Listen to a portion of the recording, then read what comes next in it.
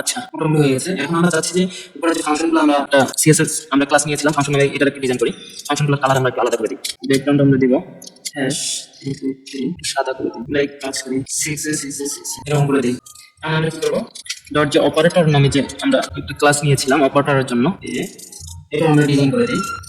এটার ব্যাকগ্রাউন্ড আমরা কি করবো, তো অরেঞ্জ টাইপ করে দিই, 00 এফের অরেঞ্জ কালার। বাটনের কালারটা চেঞ্জ করে দিই, বাটনের কালার থেকে আমরা হোয়াইট। আমরা দেখা যাচ্ছে যে এগুলো কালার চেঞ্জ হতে এগুলো আবার বোঝা যাচ্ছে, এগুলো কালার আমরা চেঞ্জ করি।